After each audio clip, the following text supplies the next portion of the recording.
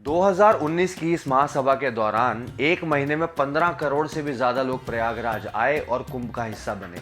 संस्था की शुरुआत से अब तक इन लोगों ने 25 लाख से भी ज्यादा लोगों को उनके परिजनों से मिलाया। ये ऑर्गेनाइजेशन नॉन फंडेड होने की वजह से ये आज भी वैसे ही काम करते हैं जैसे ये इतने सालों से करते आ रहे हैं। आज बिछड़े हुए परिवार वालों को एक दूसरे से मिलने के लिए 20 साल लंबा और किसी ड्रामेटिक सिचुएशन का इंतजार नहीं करना पड़ता। राजा राम जी की इस उम्मीद की स्थापना में आज उनके बेटे, बहू, पोते पोतियों के अलावा करीब 150 वॉलंटियर्स भी हैं। ये राजा राम जी जैसे ही लोग हैं जो हमारे देश की ताकत बनते हैं।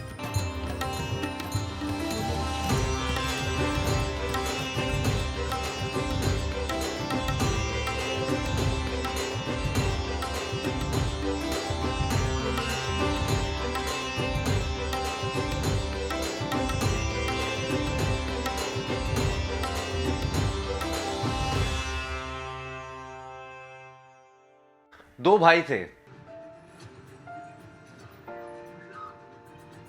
बचपन में अपने माँ बाप के साथ कुंभ के मेले में गए। वहां उन्होंने वो सब किया जो अक्सर कुंभ में किया जाता है।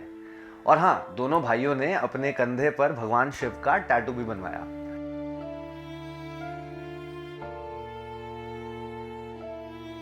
टैटू बनाने के बाद वो मेले में फिर से घूमने लगे और उस जन सैलाब के बीच अचानक से एक भाई का हाथ छूट जाता है और वो उस भीड़ में कहीं गुम हो जाता है।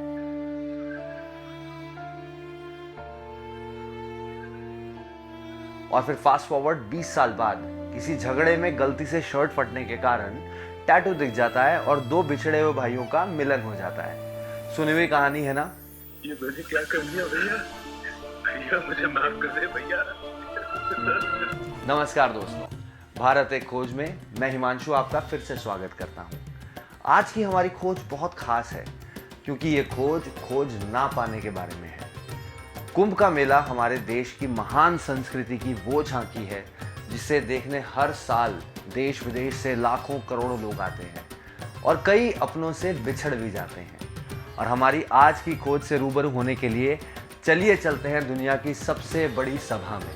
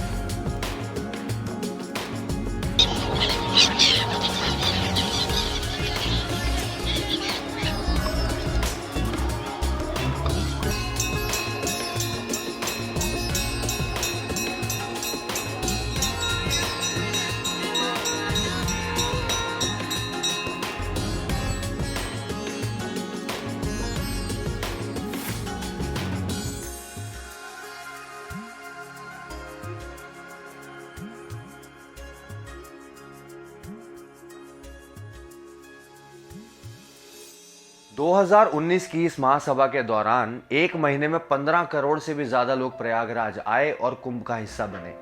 और इतनी भीड़ भाड़ में रोज करीब 200 से 300 लोग अपने परिजनों से अलग हो जाते थे।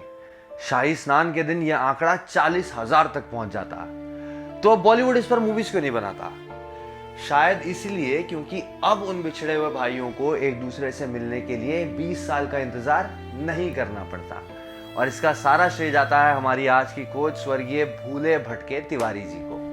बात है सन 1946 की, जब 18 साल का एक लड़का राजा राम तिवारी अपने कुछ दोस्तों के साथ गंगा और यमुना का मिलन देखने इलाहाबाद की संगम घाट पर पहुंचा।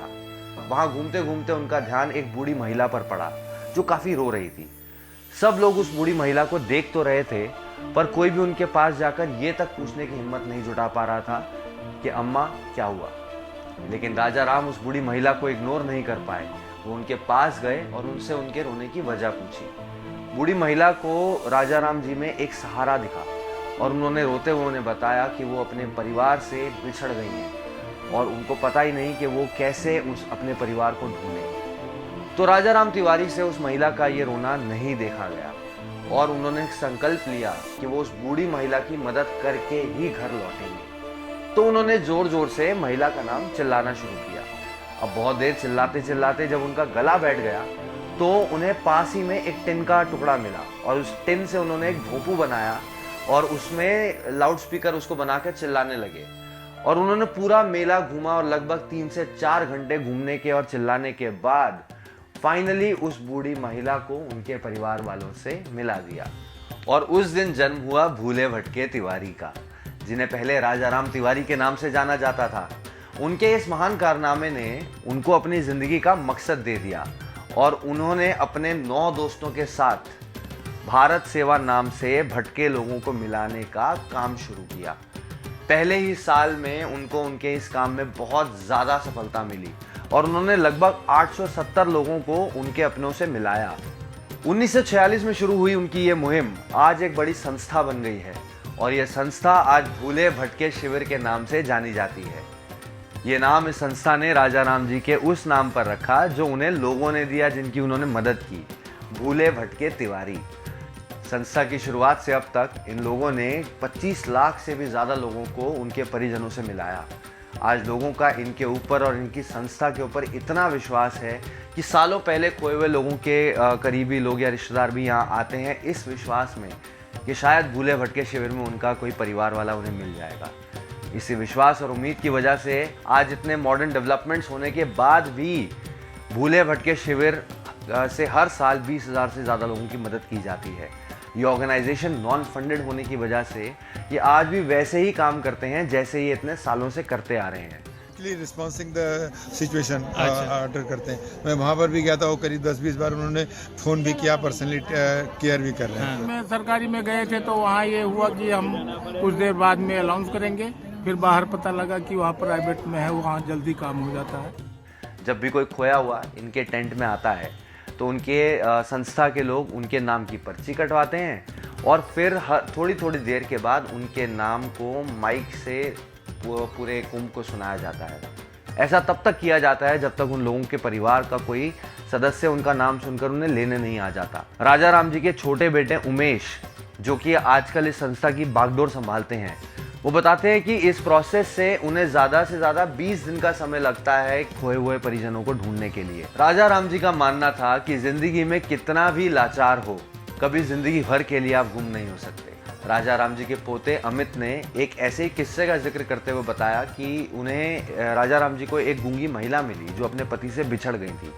अब क्योंकि वो कुछ बोल नहीं सकती थी तो वो राजा राम जी को अपने बारे में कुछ भी नहीं बता पा रही थी। अब उन्हें पति से मिलवाने के लिए कुछ तो जानकारी चाहिए। तो जब भी राजा राम जी उनके पति का नाम पूछते तो वो लड़की पेड़ की तरफ इशारा करती। अब उनका इशारा सबको कंफ्यूज कर रहा था। कुछ देर बाद राजा राम जी को समझ में आया कि वो कुछ हिंट दे रही है और वो पेड़ की तरफ नहीं बल्कि पेड़ की पत्तियों की तरफ इशारा कर रही है। पत्तियों से उन्होंने उसका रंग निकाला तो पति का नाम समझ में आया, हरि। और राजा राम जी ने उनको उनके पति से और परिवार से अंत में मिला ही दिया। राजा राम जी ने हर खोए हुए को अपना मानकर हमेशा उनकी मदद की और इस लेगेसी को आज राजा राम जी तिवारी के छोटे बेटे उमेश तिवारी चला रहे हैं। वो आज ये संस्था अपनी वाइफ और राजा राम जी के 20 पोते पोतियों के साथ चला रहे हैं। उमेश जी आज उसी आत्मीयता के साथ भटके लोगों को सहारा देते हैं जैसे राजा राम जी दिया करते थे। हमारे लाउड स्पीकर लगे हुए हैं मेला क्षेत्र में, तो उनके माध्यम प्रसारण के माध्यम से, और हमारे स्वयं सेवक जगह जगह मेन जगह हैं। और यहाँ सबसे बड़ा तो जनता है, यहाँ की पुलिस है, व्यापारी वर्ग है। किसी को भूला भटका मिला तुरंत उसको मदद करने के लिए आतुर रहते हैं। 16 अगस्त 2016 को राजा राम जी हमारे बीच नहीं रहे, पर उन्होंने लोगों के अंदर एक उम्मीद की स्थापना की। उन्होंने अपने कार्यों से लोगों को ये आश्वासन दिया कि वो कुंभ के मेले में खोए हुए अपनों से भी मिल सकते हैं। आज बिछड़े हुए परिवार वालों को एक दूसरे से मिलने के लिए 20 साल लंबा और किसी ड्रामेटिक सिचुएशन का इंतज़ार नहीं करना पड़ता। राजा राम जी की इस उम्मीद की स्थापना में आज उनके बेटे, बहू, पोते पोतियों के अलावा करीब 150 वॉलंटियर्स भी हैं। ये राजा राम जी जैसे ही लोग हैं जो हमारे देश की ताकत बनते हैं।